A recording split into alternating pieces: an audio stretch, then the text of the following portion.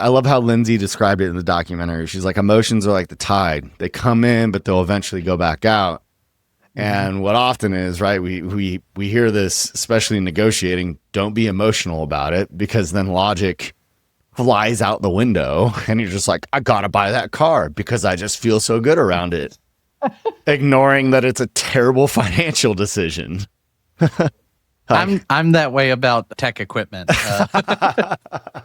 Yeah. It's like, no, this would make me awesome and go into the future. My wife's like, no, we have 5 kids. We need to go to Sam's. You don't need to buy the $500 router.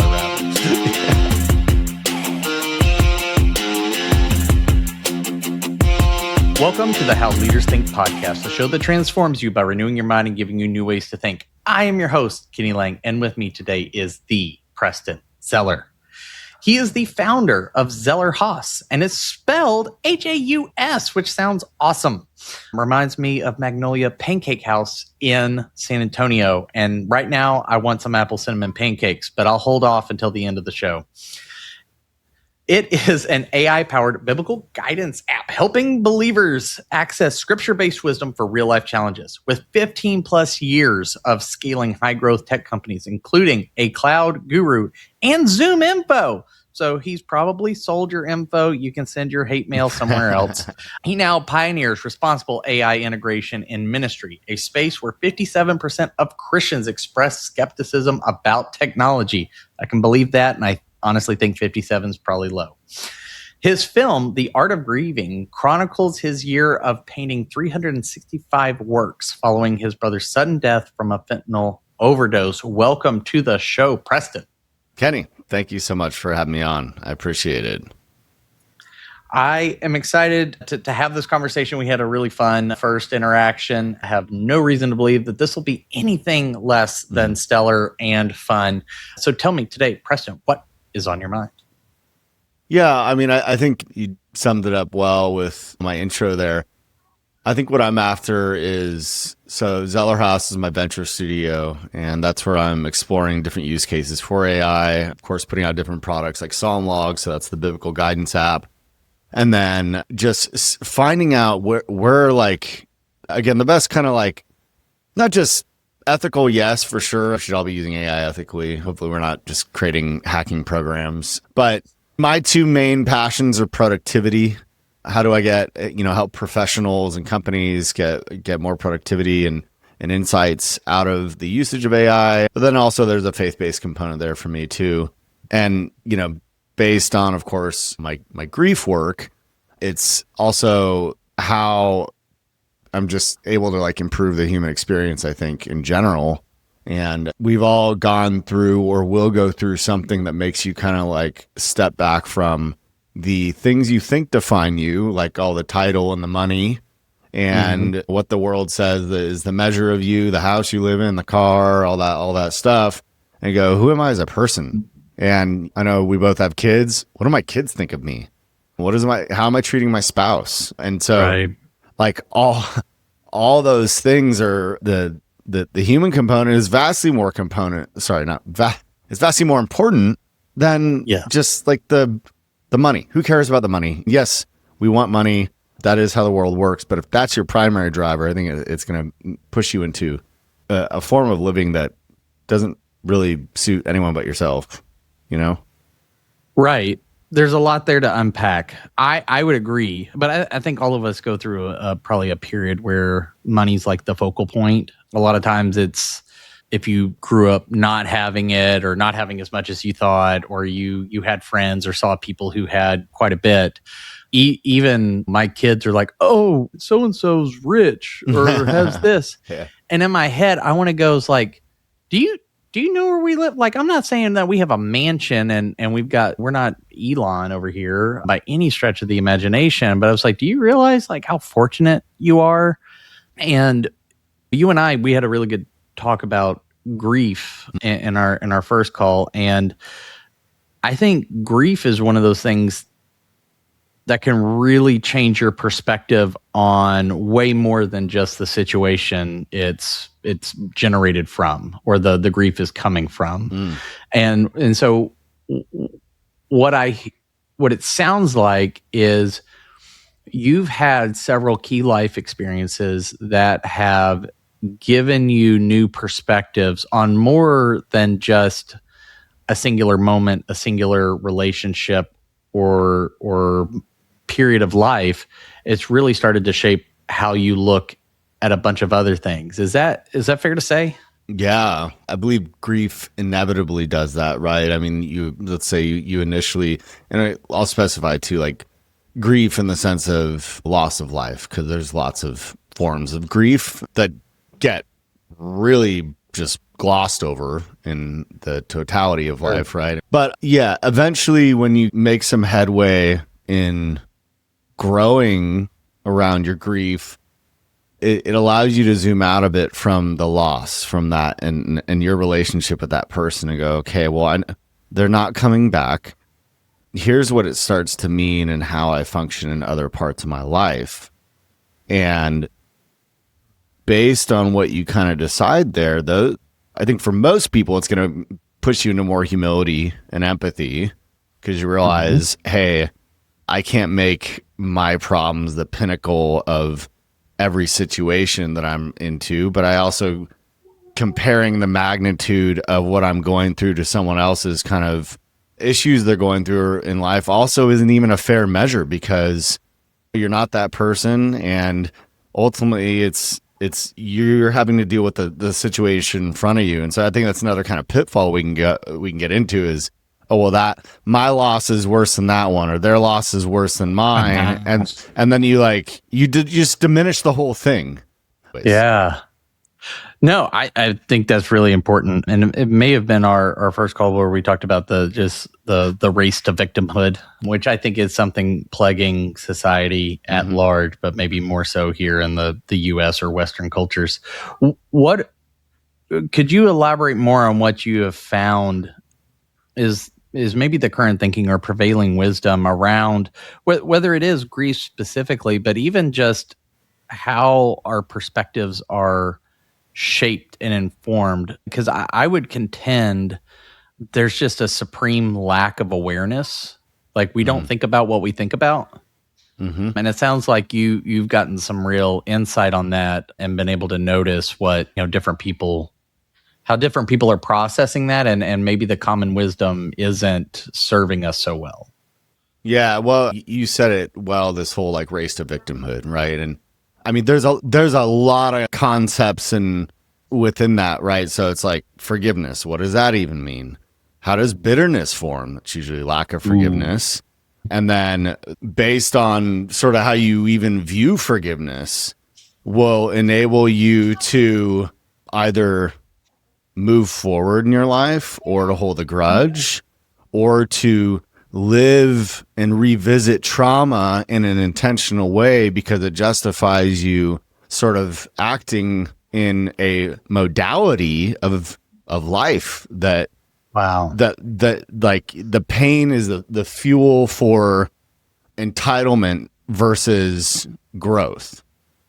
And this isn't just like my observations. Even like in the process of my documentary, I talked to different art therapists, and one in particular who was featured in the documentary. And then I also used to do grief commission paintings. I just would talk to a lot of people going through grief before I got to an actual commission, and just seeing where they are at. But if everything kind of boils down to this thing hurt me so bad that now I'm going to use it to go then force everyone to just see my point of view, regardless if it's right or wrong, then we're just going to constantly be talking past each other and not being able to be in a form of empathy, unless like it's someone who went through that exact thing, which is, I guess, not normally the case. So I hope that's all kind of making sense there, but that seems to be definitely an issue. And if you haven't like gone through anything, I think it's just hard in general. And by not anything, you know, I mean, something that just kind of that makes you stop and reconsider, hey, am I kind of approaching life in the most human way possible, where it's not just about me? Yeah. That's Which you never wish those moments on anybody, but they are so. I've not met anybody I really respect or feel has what I teach and it comes from a book called The Only Leaders Worth Following by Tim Spiker, and in his research they found that the two attributes that accounted for 77% of what makes a leader effective, and I think there's all sorts of leadership, not just in the business world, but it was being inwardly sound and others focused. I've not met anybody who I would consider to embody those attributes who hasn't gone through something that just overwhelmed their senses and rocked their worldview in a negative way that they had to process through. Yeah, It's unfortunate that we're wired that way. I guess humans we're hard-headed, but you mentioned forgiveness, which I don't think a lot of people pair forgiveness and grief together because they're like, well, this happened to me. And whether it is somebody who is like a loved one, such as your brother who passed away, it's like that wasn't something done intentionally to you, but there is grief. But how do you see and what have you come to learn about how forgiveness and grief interact with each other in the processing? Yeah, that's a really good question. So, few things there. When you're going through the grieving process, you're going to be looking for someone to blame. And I think grief from loss of life, from death of somebody, is in particular interesting in that regard because you want to blame the person who died, but they're not here anymore. So then you got to go to somebody else. So I'll in my case, that was my sister-in-law. And part of that was because, like, you know, the drug usage was in the mix of his life for a long time. So it was like, well, how could you let this happen? All this kind of thing. Right. And so thinking she was somehow more accountable for that. And when ultimately my brother was just on a path of destruction there. Don't get me wrong. He did good things in life. He served in the military and served well and other things. But at the end of the day, when that loss happens, you could blame medical professionals. It's probably a pretty big one. There's a lot of military taking their life every day because they're not well cared for, a lot of PTSD. So, okay, maybe you blame the institution of the military or the VA, whatever it is, but you're going to look for somebody to blame. And again, ultimately, those things don't bring them back. I've had to learn a lot about forgiveness in the sense of what it really is. And in essence, and there's a huge biblical parallel in this for me, in that it's like, I have to submit my sort of entitled desire for retribution to Jesus and relinquish that. But the other thing, which is I think one of the worst euphemisms we have in culture, Kenny, is forgive and forget. Well, for one, you don't voluntarily forget anything. That's like basically an impossibility unless I put you through like shock therapy. Oh, and the other thing is forgetting doesn't actually help you because there are legitimately people or circumstances that are not in your best interest to go remain around. If someone if you're in a physically or emotionally abusive relationship, forgetting that and continuing to submit yourself to it is not a good idea. Right. But also forgiveness in that context could very well mean that like you are letting go whatever you feel like should be like, I need to exact revenge and I'm going to move on with my life. And however you think about that. But again, you know, that where you don't, and this is sort of like bitterness or lack of forgiveness is like drinking poison, expecting the other person to die, or rolling the boulder on a hill and it rolls back on you instead of dropping down and crushing the person. And so when there's, I think one of the pretty good sayings within the world is forgiveness is for you, not the other person. Just because you forgive doesn't mean they're going to change, and you can't control that person at the end of the day anyways.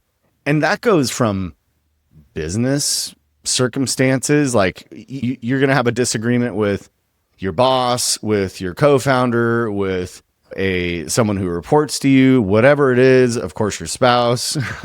And so, man, if you hold on to those things, you'll see every one of us has probably met someone who's in their 60s or 70s who just, you bring up a person or situation and it's like their face changes and they have this long story about how they were wronged, and it hits into something inside you. So anyways, living in that, it's like when you find yourself ruminating on that situation, what you would have said, how you would have said it, how you would have zinged him back, all those things, that's a good opportunity to go, I don't think I've forgiven this person the way I thought I did. And also realizing that forgiveness is not a one-time thing. You may have to continually work on that. And that was a thing that I didn't realize until probably the past couple of years, like to continually revisit forgiveness of a certain person in a certain situation and continue to relinquish that it wasn't like I just dropped the suitcase off in the middle of nowhere and there it is. Anyways. Yeah. That's the grief comes in waves, but I think the need for forgiveness comes in similar waves as well. It's a choice. You said something interesting that struck me about control. And I wonder if some of whether it's the anger, the grief, the bitterness, the unforgiveness, and I think we could bridge over to the AI topic as well, because I am interested in that intersection, because I don't get to talk to a whole lot of people who are thinking through that in the world of Christendom. But do you think a lot of the anger, the grief, the frustration, the unforgiveness is just wrestling with the sudden awareness of how little control you actually have? Well, so the understanding of grief I've come to is or not grief, but anger it's the most out of control thing you can feel, because you're in an attempt to control things. You're going to punish everyone and everything around you. And so, but that's not what it's labeled as. So it's like, okay, I could be angry, but if I act out my anger everywhere, that's a different thing. And so, I think what you can tend to see in yourself or in other people is, instead of them processing that anger and and working through it, it becomes an acted out behavior that then says, hey, I'm angry over this thing, and if you don't sort of come along on the ride for me, then you're going to be torn up like a twister in my wake. And that's, I don't even, who's that going to win over anyways? Yeah. So, and again, I think going back to like the grief thing, when it's like, hey, I'm going to objectify these things that I am angry about over the loss on this person, you're going to end up beating that person up, whether it's internally or externally. And that's, I don't know what benefit that is. Again, it's not going to bring the person back. And even the things that have been done to you, talking about victimhood, it's not going to change those circumstances either. What in the past could you possibly change about what's been done to you? And I'm not saying everything is easy to move through either. That's not the point. Right. It's just the how are you turning that into an opportunity to grow? And that was really kind of the point of the documentary, was to just share my experience and how I was trying to grow through that initial process of grief and feel the things I was feeling.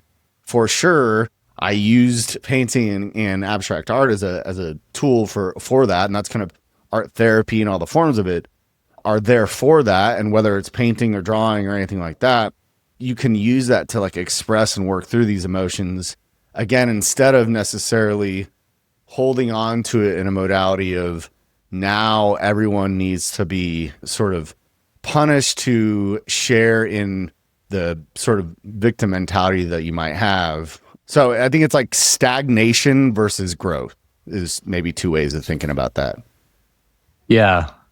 I think a lot of people get frustrated when something like that overwhelms their senses and is such a shock that it's not a gradual process, right? Like, death can be very, very sudden and shocking.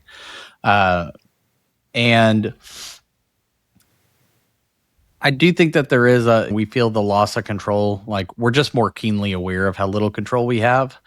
And I also think people have a deep, I don't want to say need, because we don't need it as much as we think, but a deep desire for certainty. Yeah, that's a good point.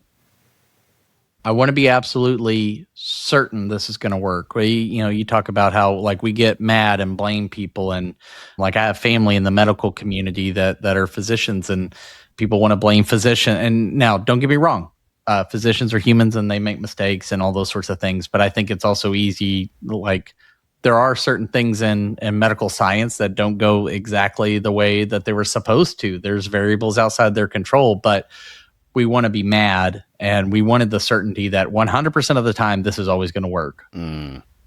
We never want to be the exception. We want certainty that nobody's ever going to hurt us, or maybe never ever hurt us again. And I think that's where I think we get ourselves into trouble. We set ourselves up, I think, for more disappointment, grief, anger, frustration, bitterness, depression, is by trying to tether ourselves to some sense of certainty when we live in a wildly uncertain world. Yeah. Well, and there are probably a few things you can control, which one of them I think that you're highlighting is the thing you can control is your engagement in processing the situation, whether that be your grief, your anger, whatever it is. That you can control, but you couldn't control like 99.99999% of the things. And we ignore the thing we can, which is where I think people trade victimization for victimhood. And you end up with a 60, 70-year-old person who is still living in that victim mentality, as opposed to, this happened to me, it sucked, it's terrible, it shouldn't have happened, it was wrong.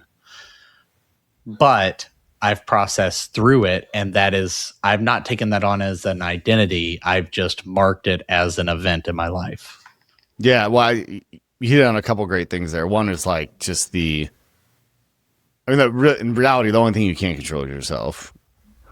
So people are going to make their own decisions regardless of what you say. Even if you're a master manipulator, like, okay, well then that's incredibly unethical, but okay, that's another level of things. But going along with that is the anxiousness, anxiety, which is essentially a fear of things that may not come to pass, or trying to control things that you don't have any control over. So me being anxious about the future and a very specific thing that I really want to happen, but there's a bajillion variables that I don't control that need to make that happen. What am I fretting about? I'm trying to. It's almost like the fear of control or lack of control makes you anxious as well. It's almost worse than the lack of control itself. Well, I mean, that anxiousness, anxiety, all known people would have like sort of debilitating anxiety. Like, you eventually lose control in the sense of panic attacks and things of that nature that are really debilitating. My wife has gone through panic attacks that, for one reason or another, like actually made her about to pass out. There was, I think, a couple times that happened, and I don't think that way. So I'm like, what's going on here? There's a lot to unpack. And in some ways that was just like, I think part of it being a cortisol buildup for sure. You could get into the whole fight or flight thing. And like, do you have a good outlet for that? If your outlet is just like breaking things and having a run-in with the law or something all the time because you need to work through the hormonal imbalances you have, like, okay, well, that, I don't know how long that's going to last, but anyways, just I know this for myself, and I think as men, we deal with this more, where a lot of other emotions seem like, oh, those are woman emotions or something like that, or the sadness, and I need to move past it, especially if you had like boomer parents or something that was all don't you cry, boy. Yeah. I give you something to cry about. World War II, World War II is probably a little past that, but like Korean War, Vietnam, all that stuff where, yeah, I'll give you something to cry about. And crying is a good thing to work through. Do I want to be walking around bawling all the time? Probably not. That's a different thing. But all that to be said, it's like, I love how Lindsay described it in the documentary. She's like, emotions are like the tide. They come in, but they'll eventually go back out. And what often is, right, we hear this, especially in negotiating, don't be emotional about it, because then logic flies out the window and you're just like, I gotta buy that car because I just feel so good around it. Ignoring that it's a terrible financial decision. I'm that way about tech equipment.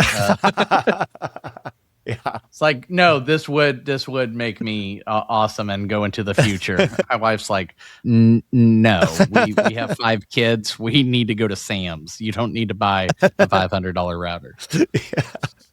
No, so anyways, I don't know. It's just, but I think to your question earlier, it's like, do people sit here and actually, do we encourage people to think through these things enough? Or is it just like, yeah, if we're always just, I think, encouraging people to be justified in acting out their rage, I don't think we're gonna, it's not gonna contribute to a better society, I don't believe. But right, it's one thing to acknowledge your emotions, be aware of them.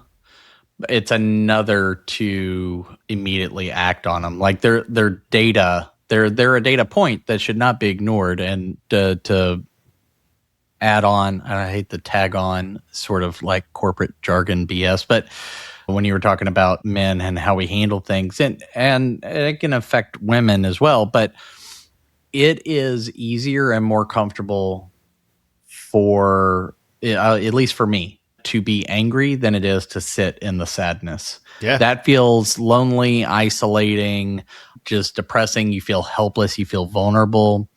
And even if no one wants to be around you when you're angry, you somehow feel empowered or like you're doing something and you got this energy, when in real life you're not doing anything productive. It's just an illusion. Now, one thing though, and this is my poor attempt to bridge topics. One thing though, I do think that there is a lot of anxiety and nervousness about, and probably a sense of, I don't know if helplessness, that might be too strong, but maybe a loss of control or an uncertainty is around AI in general for a lot of people. Mm-hmm. But I think that I would venture a guess there's a unique anxiety in the Christian world, in the Christian community, around AI, what it means, how should it even be used, let alone how should we use it and leverage it. Can you talk a little bit about what you're finding and in your, whether it's your research or just conversations with people, and what perspective for you has started to form that makes you want to push forward into this area? Yeah. Well, as some other software developer put it recently, he's like, well, you're taking 2 of the hardest problems and putting them into one, building software and religion. So my goal wasn't to come up with this like absurdly difficult challenge. It was just, I saw a use for AI in the realm of Christian faith. It started out as journaling, actually. It's like, hey, most people keep journals. A lot of people keep journals across the board, no matter what you believe. A lot of people spiritually journal in the Christian realm, prayer journal, all sorts of stuff. The challenge there being you rack up notebooks and you never revisit them. You don't know how you've grown through it. And so part of the sort of thesis there is like, hey, what if you could actually get insight, sort of recursive insight on that over time to know like, hey man, a year ago, 5 years ago, I was journaling about this thing and look how far I've come. And look what the new challenge and look at what the new challenges are. And so getting to have that insight, and it eventually evolved into realizing that a lot of people want personalized biblical insight at the drop of a hat, but don't know where to get that, you could Google a verse, you could go into ChatGPT even, of course, and people do, but there's not great guardrails on that theologically. And I think the skepticism is certainly well founded. What I've compared it to is the Gutenberg press. And so I think the argument then could very well be, hey, if we allow this holy scripture to be transcribed, or not transcribed, but to be printed in mass, somebody's going to take it, they're going to screw with the messaging, and inevitably that's going to happen. Like it never happened before to some degree, or some translations got maybe whacked out. But let's just say that the church as a whole said, we're gonna keep this to ourselves and to the handwritten copies and manuscripts, and really kind of not open it up for mass consumption. That would have had hugely detrimental effects on the sharing of the gospel and anyone else who wanted to share ideas. And so, and I think what we're going through right now is like, okay, there's this new tool that we have that can help us deepen understanding, get quicker, more scalable, perhaps understanding and feedback, which is the path I'm on. And the challenge is just, how do you do it? Well, there are problems that have to be worked through. When when printing press started coming about, there had to be somebody who worked with the printers to make sure that the layout and all that kind of stuff was going to be up to par, such that it did not misprint things, or it did not leave out pages or books or any of that kind of stuff. Like, you would have had to really be diligent in defining a new process for what it looks like to make that happen. In some aspects, or most aspects, I don't think that's much different than where we're at now. It's a different challenge, of course. And there's going to be similar skeptics. I don't know what all the people were and what their objections were, so I'm conjecturing in the Gutenberg press time, but I'm sure you had an audience, I would assume, who was like, we don't know about this. And in some sense, do we want the masses being able to do this? Because everyone knows this, there was a certain amount of group who sought to just control people through the manipulation of interpretation over time, versus letting people read it for themselves. So, yeah, there's a lot in there for sure. Not to mention these days, the myriad of things that people, especially in Gen Z, are concerned about that you and I may not, especially if you're in just like raising a family mode. Your objectives kind of get more focused, versus if I'm like in college right now and I'm looking at all the things going on in the world, it's bananas. I thought it was crazy when I graduated in the 08-09 time period, and I look at now and I'm like, it sucks a little more now. Yeah. And well, there's just so much more to take in at one time.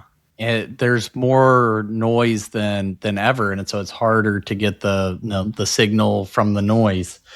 And I love the comparison to the Gutenberg press. I think in general, people fear what they don't understand.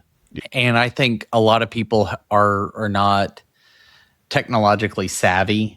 And I'll say that as a diss. That's just not where they spend their time and what they want to be good at. They want to be competent enough to call their loved ones and maybe scroll on Facebook and send a text message or something like that. They're not trying to understand the ones and zeros of it and be on the bleeding edge or even an early adopter. But I do think people are starting to get a sense that AI is not like, oh, hey, there's like a new super fast computer thing out, or it's a new iPhone. Yeah. Like, no, this is a technology that's fundamentally changing the way in which we live and work, and the way humans exist currently. It's already done a lot. I think the biggest shifts have yet to come. You have someone like Elon Musk who's forecasting that in the next, I forgot his timeline. I want to say it's within no more than 10 years, saying that work is going to be optional. Yeah. Like, just because we'll be able to do it, which, hey, man, power to you. I tend not to bet against Elon because he's a pretty sharp dude. But I think that those are massive shifts happening in a shorter and shorter time period. And so it's not like we have generations to acclimate to anything. And I think that feels nerve-wracking. But I'm with you on the like trying to combine two really difficult things like faith and technology and AI. I'm on a similar path trying to work through some things to scratch my own itch, but I'm seeing some things in the coaching consulting world that and just leadership and development that I would love to change or see an application to improve. I think the same thing about AI as I do about money within the Christian faith. It's amoral. It's not bad and it's not good. There is no evil or pure. It is it is a tool. Like some people like to misquote the Bible. Not some people, a ton of people. To go back to the Gutenberg idea. Yeah.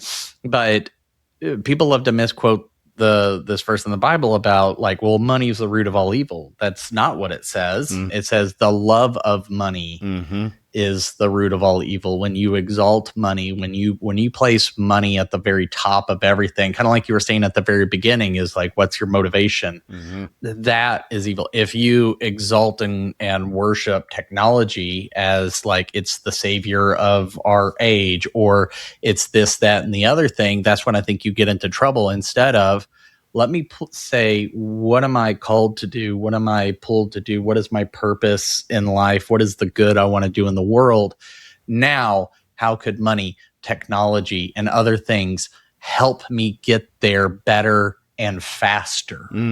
It's the same thing when I'm talking with clients and companies about, you need to figure out, and I used to do this all the time with my last company, where we were an agency, we were a HubSpot partner, and we would onboard people into HubSpot and set it all up, and then we would help them with their marketing. And they would go, well, the tech, the HubSpot can do this and this and this, and this other technology that we want to integrate can do this, this, and this. And I was like, hey, time out. What is your process? What is the thing you are meant to do? Now let's get technology to assist you in doing that at a high level, consistently, and maybe faster. Not, let's let technology and its capabilities dictate what it is we're doing. And I see people getting that reverse. And I'm curious if you see that, and then how, because again, going back to the issues of control, you can't control what users do with your platform, even with the best intent. But how are you trying to set things up so that this great new technology can help people in their, whether it's their journaling and their growth? Like, the technology isn't their growth. You're just helping people discover it much more quickly. And one of the things that came to my mind was, as a Christian, it can be really easy to forget the faithfulness of God in the past, right? Like a great example is the Egyptians. Like they saw all these miracles. They got let out of Egypt. They saw the freaking Red Sea split, which would like blow your mind. Like if they had emojis, they'd be all like just popping up the blown mind emoji. And then it's like days later and they're like, God, you should have just killed us in Egypt or left us there. And you're like, are you kidding me? But we do that today. So how are you trying to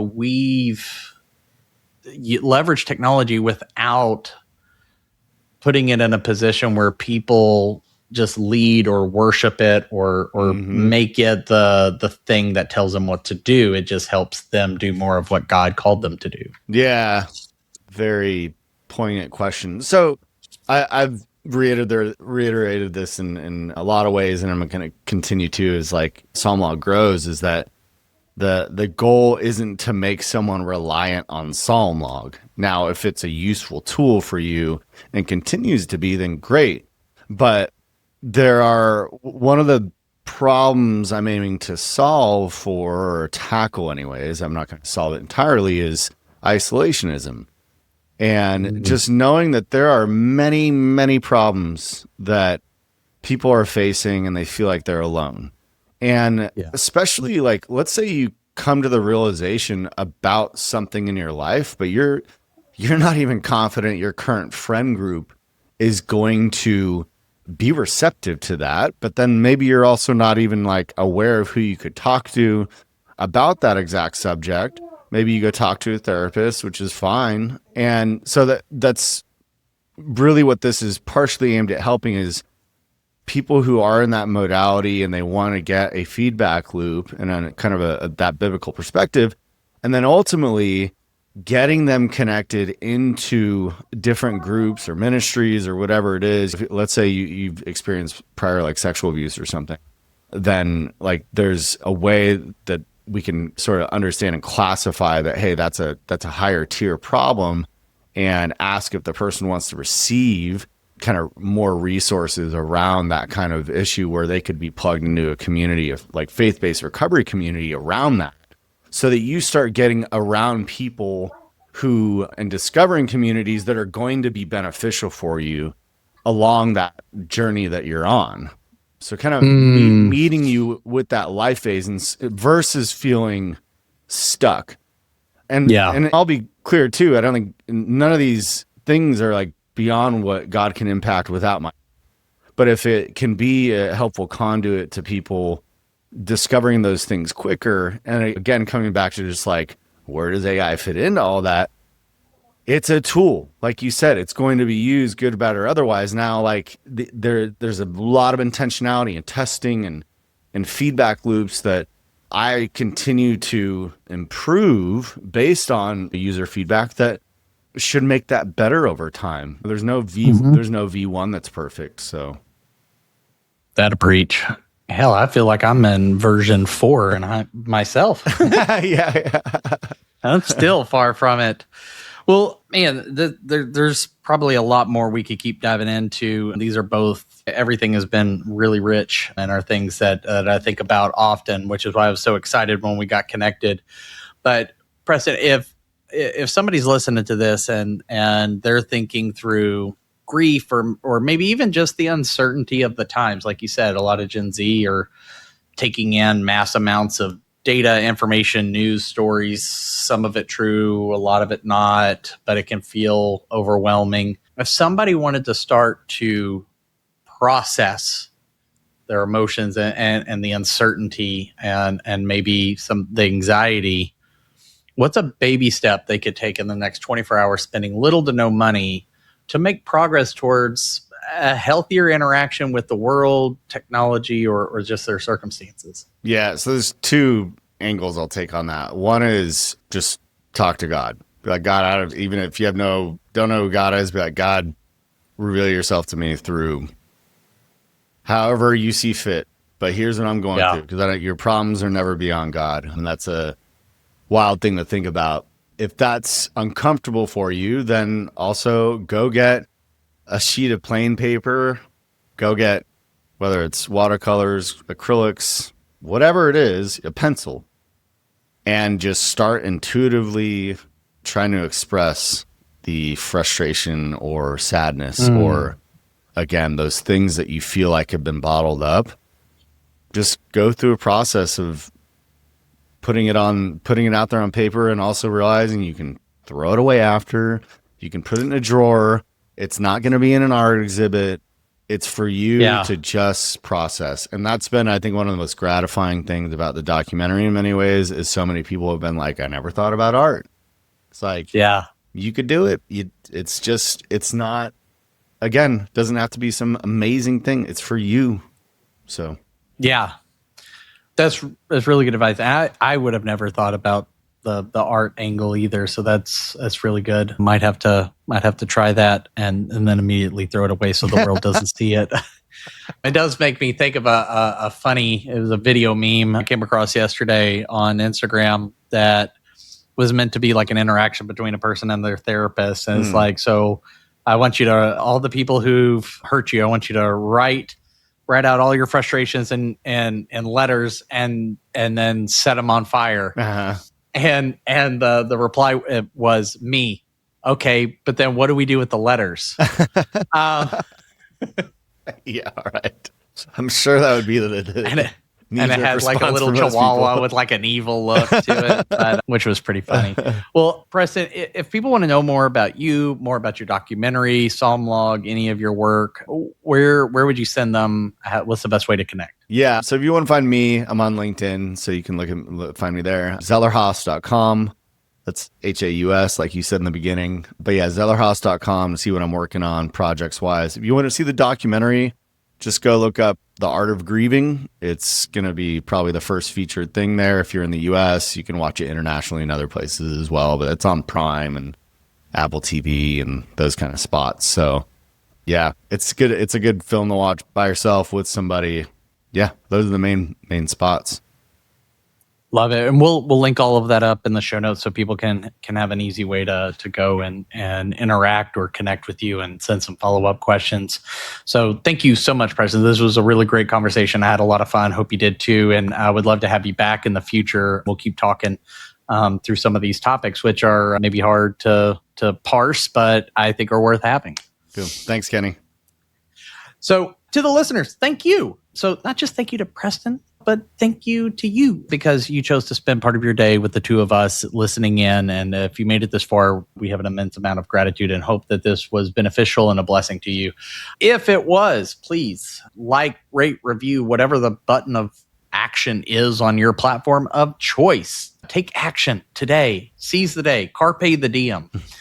And seize the carp, I think is what that means. But don't leave me a comment. I know what it means. I'm not that dumb. But maybe I am. But if this did benefit you, I would love to know. And if you are looking for certain topics, if you would like to go deeper on other topics, if you would like to have Preston back to talk about something, I need to know those things because even though I have a blast doing this, I make this for all of you. I want it to be valuable to you because if it's not, then why am I even doing this? I got other stuff I can do. I could probably go chase a kid or make a peanut butter and jelly sandwich. Sorry, it's really close to lunchtime. And as I said at the beginning, I'm very hungry. But until next time, change the way you think, you'll change the way you lead. We'll see you.